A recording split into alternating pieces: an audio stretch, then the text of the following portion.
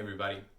Welcome to Learning the Scottish Great Highland Bagpipe with me, J.D. Ingram, pipe major of the Charleston Pipe Band. This week we're going to be learning Lesson 17, the Brown Haired Maiden. Your goal is to be able to play the tune, the Brown Haired Maiden, at a steady tempo with correct use of embellishments. We'll focus on accurately playing rhythmic embellishments and try playing the entire tune. Your homework is to memorize the tune, the Brown Haired Maiden. Extra resources can be found in the College of Piping Tutor, Part 1, pages 32 and 33. All right, another new tune. Let's go over the checklist. First up, what's the time signature? Then what is the idiom or the required tempo? Then where are the points in the tune that might be difficult because they have a risk of crossing noise or a difficult embellishment? Last, what is the roadmap? Where are sections where you have to repeat or maybe have a first or second ending? As with all tunes, start slowly and then speed up, and we'll also talk a little bit about Celtic expression of dots and cuts. All right, so we're learning the Brown Haired Maiden now. The Brown Haired Maiden is sometimes called the Nut Brown Maiden, especially in Scotland.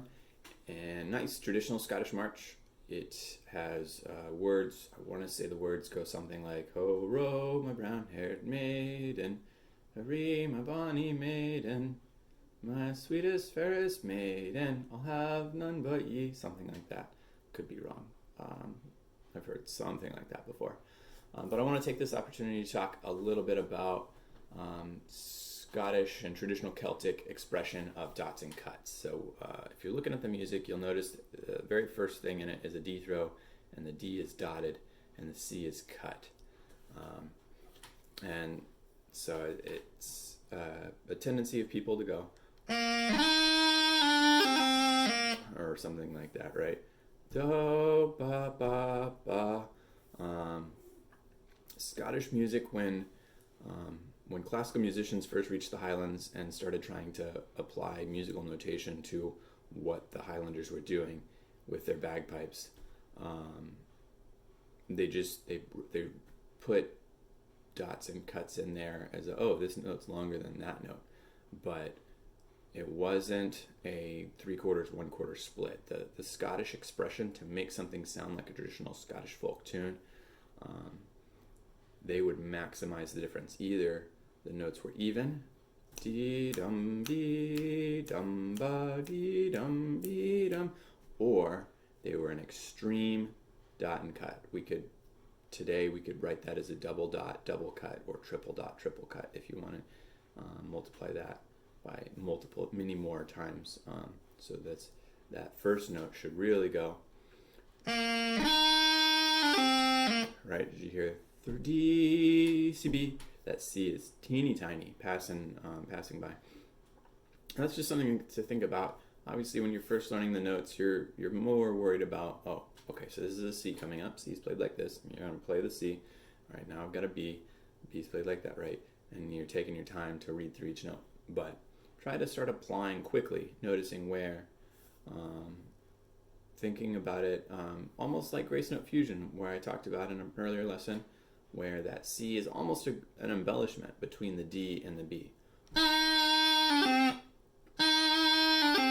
And you can start practicing really quick Cs.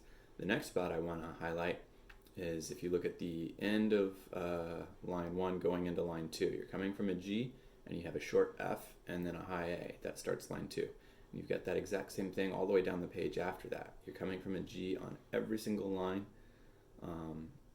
after the first one, into a short F and then a high A for lines 2, 3, and 4. That F should be teeny, teeny, tiny. So we're coming from a G. Practice just those dots and cuts being overexpressed, and then next we'll work through the whole tune, clapping up the rhythms, and move on with our checklist. Remember the checklist? Time signature. So this is a 2/4 march, just the same as High Road and Mary's Wedding. This has tempo of a march, just the same as those two tunes. The difficult spots we'll talk about next. The embellishments we'll talk about next. And the roadmap we'll talk about in a bit, but you can probably already notice it's laid out the same as Mary's Wedding. You've got a first part repeated, and then a second part with a first ending and a second ending. So here we go. Let's dive into it. Here's the sheet music. Take a second to either print out this copy or verify that your copy looks somewhat like this. All right, let's clap out the rhythm of Brown Haired Maiden. So we're going to start with a eighth note pickup. That eighth note isn't necessarily super important when you're going into the tune. So let's just start on the D when we start, but when we repeat the first part, we'll notice you end with a D throw and then a double shake, and then that double shake is an eighth note. So it would be D throw, double shake, A throw, right? Yeah, that A fits in there. Here we go. Let's start. So we're starting on the D throw, and then when we repeat the part, we'll have that A pickup. Ready? Play. Throw, C, B, A throw, F, D, G, F, E, E, G, F, A, throw, E, F, G, E, throw, double shake, A, throw, C, B, A, throw, F, D, G, F, E, E, G, F, A, throw, E, F, G, E, throw, double shake, G, F, A, throw, E, F, D, G, F, E, E, G, F, A, throw, E, F, G, E, throw, double shake, and then when we're hitting the last line, we're coming out of the third line because this is the second ending, so we'll have that G, A, G, F, A, throw, E, F, G, E, throw, double shake, and then we're done. Notice the last line is really only different in the first two notes compared to the fourth line, so food for thought. That's not a huge second ending difference. All right, so think about the rhythms, think about those dots and cuts being as different as possible to maximize if a beat is dot and cut or if it's even. Next, we'll talk about the hard spots.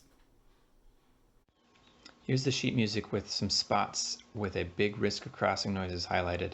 Notice they're almost in a vertical line because of the way the tune is laid out, and they actually are pretty much all the exact same note combinations. That should make mastering that one combination much more simple. Crossing noises. Crossing noises are the worst. All right, so we've got working through the tune. The first big spot for a crossing noise is in bar 3. You're coming from a D. You've got a G grace note to F. Hopefully, if you're playing that G grace note right, it's acting as a bridge and it's covering up the crossing noise opportunity there. But that means you're having to play good grace notes. After that F, you're going back to a D cleanly. And that means clean with no crossing noises. Let's just practice that. So I'm going to start with the D after the D throw.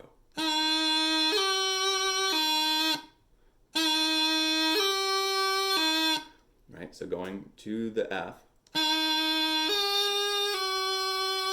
and then back to the D. You want to lead with the hand you're going to, and in the case with the grace note, that's covering up any opportunity for crossing noise there. Continuing on through, not a lot of opportunities for crossing noises. Starting line 2, you've got that short F to high A. Some people get panicked and they'll let that middle finger drop as they're dropping their ring finger. You shouldn't, right? But some people will manage to somehow get a crossing noise in there. Don't do that. The bar 2 of line 2, after the D throw, you got a short E, so you got to worry about the dot and cut expression, and you've got to worry about an opportunity of crossing noise. Don't let that bottom hand drop first. You want to lead with that ring finger.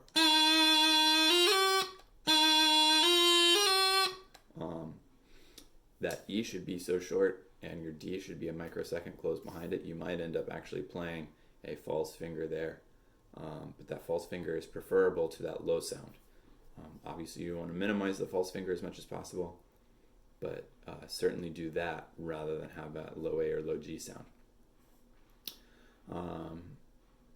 Everything else in line 2 is fairly straightforward from a crossing noise standpoint. When we look at the rest of the tune, there is no new musical thoughts at all. So you've got the right below where we just talked about, you've got the exact same D throw to E, so exact same guidance there.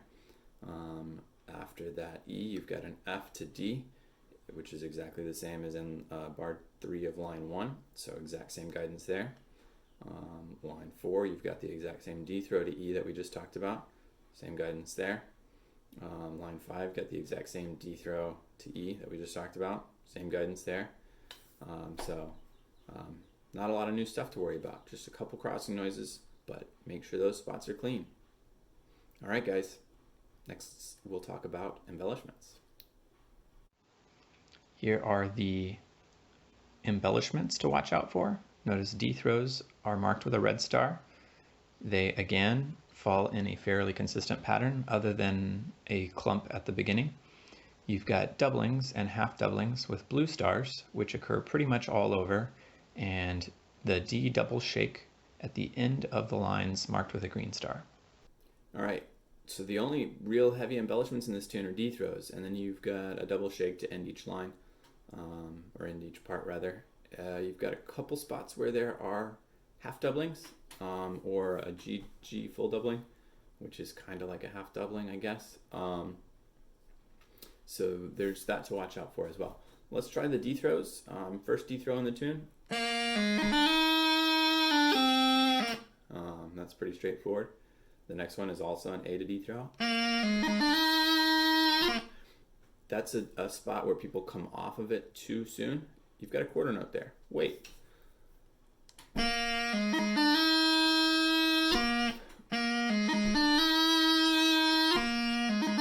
Right. Up to speed. Wait for that A after that D throw. Throw, ba-da-pum, throw, hun, throw, dee-dum. Last throw is also A to D throw. That's easy. You've got D throws in the second part. Another A to D throw.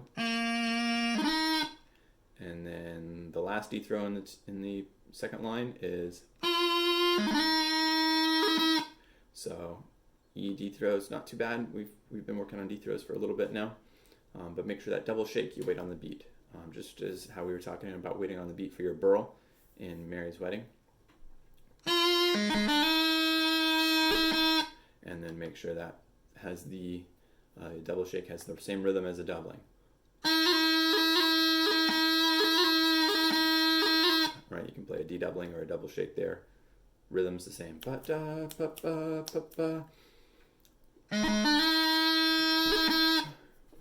So there's your throws and double shakes. Now let's look a little bit at the doublings and half doublings. Bar 3 of line 1, you've got a G doubling.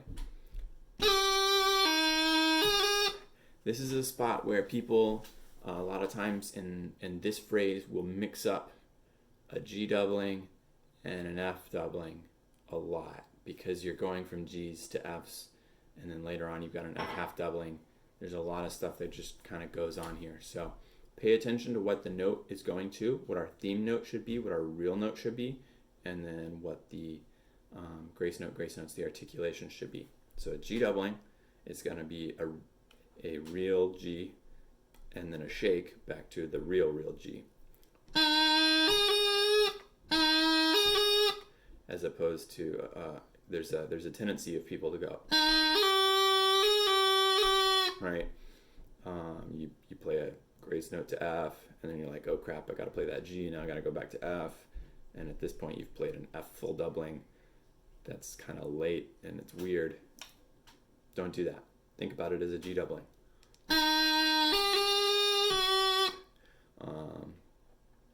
And then kind of the same thing at the end of the line. And then you've got that bounce up to F, bounce up to high A that we talked about with your dot and cut expression. from that high A that we've just bounced up to, you've got an F half doubling.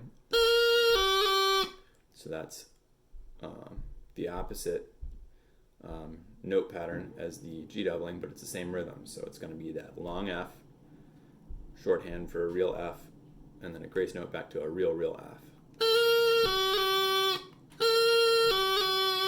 And you got the high A. Finish out the line, bar 3 of the second line.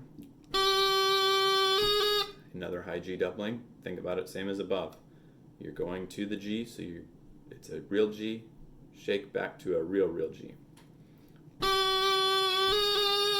And then finish out the line. Third line has no new musical thoughts. You've got the bounce up to high A and then the F half doubling. You've got the F, D, G doubling. That sounds sometimes like an F doubling, and don't mix that up. Into the lines, that same G doubling from E, bounce up to high A, F half doubling. In the line with the F, G doubling, E, throw, double shake. The last line's the only one that's a little different. We're coming from this same G doubling, and then at the end of line 3, and then we're going into line 5 for the second ending. So you got an A high doubling, and then you've got a short G into an F doubling. That's almost like an F full doubling, because that G is going to be real short. Remember, we're talking about grace note fusion, where a short note almost becomes part of the embellishment after it.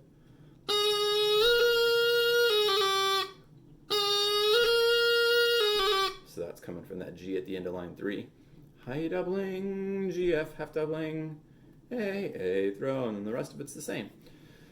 You got your throw, you got your G, G doubling, E, throw, double shake, and you're done. Cool. So those are the embellishments. The ones that, in my opinion, are probably going to give you the most trouble is differentiating G doublings, F half doublings, and just grace notes on G's and F's. You got to pay real close attention to the theme note, what notes are real, what notes are articulations in your embellishments there. And that is most patent in the second phrase, bars 3 and 4 of line 1, and it's the same in line 3. So pay attention to that. Get good. No crossing noises. Good embellishments. It's coming along, guys. Cool. Here are phrases highlighted for you to watch out for. The first phrase, highlighted in red, is unique in the tune. But after that, we only have basically 3 more phrases. There's the green phrase, which is the answer phrase. There's the blue phrase, which is both the theme of the second line and the theme of the entire second part.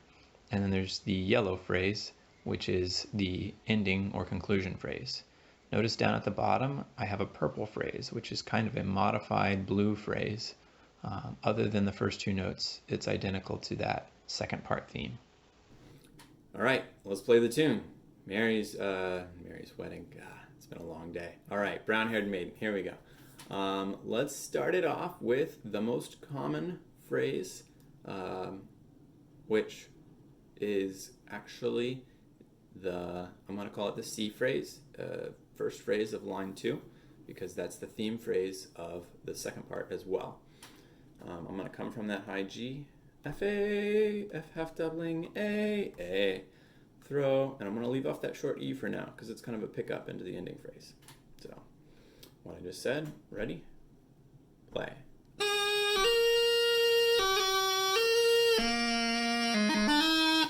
Again.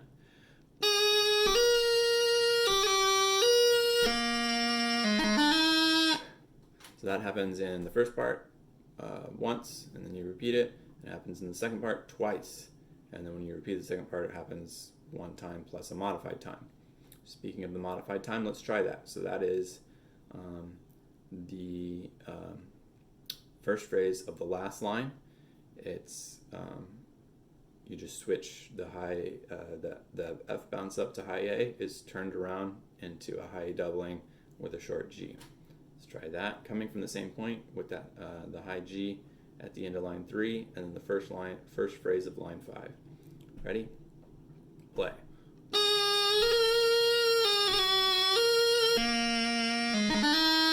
Again. So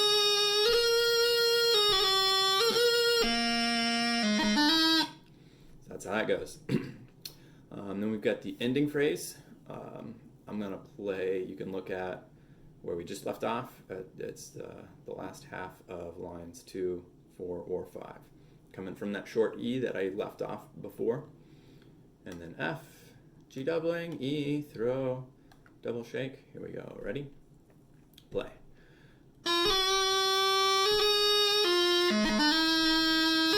Again. Ready? Play.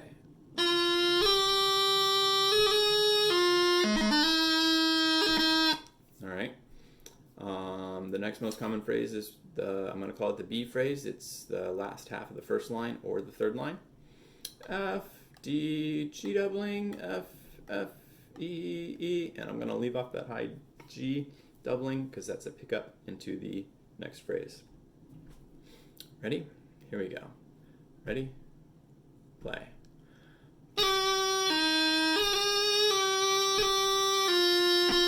Again. Ready? Play.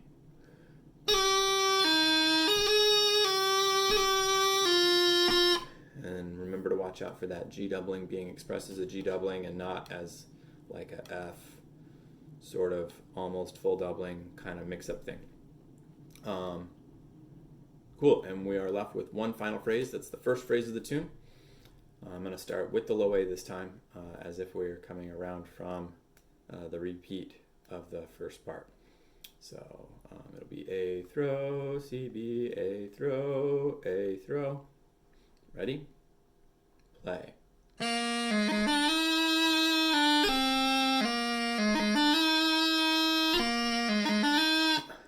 Again.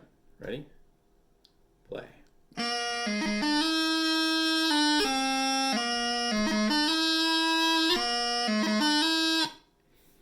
So that's each musical thought. Not a whole lot of stuff to this tune. It's just trying to keep track in your head of where you are, which phrase of those, 4 phrases is coming up next.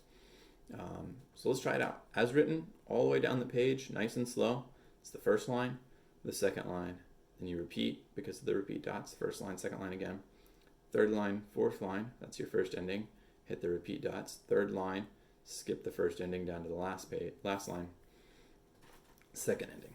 All right, just like that. Ready? And starting out, I'm going to just start right on the D throw. When I repeat the part, I will have that low A as a pickup. Ready? Play.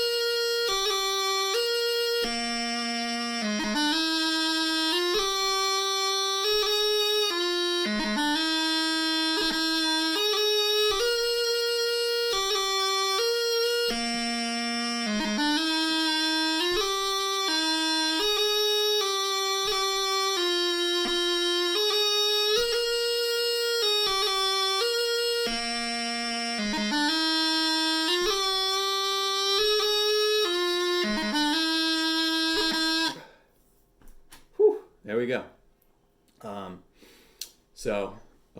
I find when I'm playing this tune in a parade or in a festival, because of the repetitive nature of it, it's really easy to lose track in the tune where you are, and so you get in this thing where you're just going A for the B phrase, the C phrase, the ending phrase, and then the B phrase, or is it the ending phrase, or is it the C phrase? Oh crap! Have we played this 5 times or 7 times? is it time for the second ending yet? I don't know. And so people kind of, they get in this weird loop of the Twilight Zone. So focus will help you keep track. Be thinking, all right, starting the first line, starting the second line, repeating the first line, repeating the second line, starting the third line, as you keep track, especially once you've had it memorized for a while.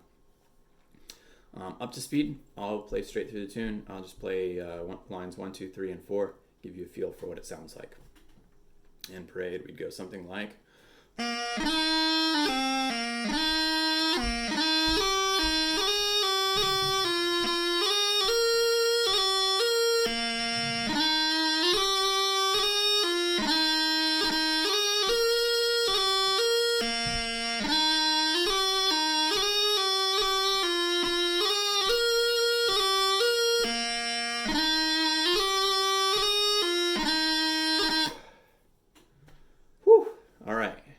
So in the short term, your goal should be playing it nice and slow and controlled like I did first. And you can get it up to about 60 beats a minute. You're doing great. And then we'll start putting this in with the other marches we've learned. So in our band, the set list starts High Road to Gairloch, then Brown Haired Maiden, and then Mary's Wedding. So you can practice it finishing High Road to Gairloch.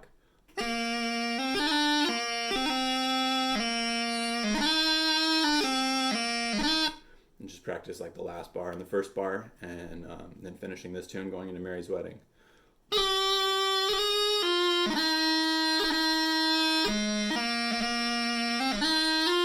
Right, something like that, with better embellishments than I'm doing. And practice stringing those together, because eventually, hopefully, you're playing these in a parade or a festival, and that's a fairly common combination of tunes to be played together. So, good job, guys. See you soon. Thanks for watching again this week. Final thoughts.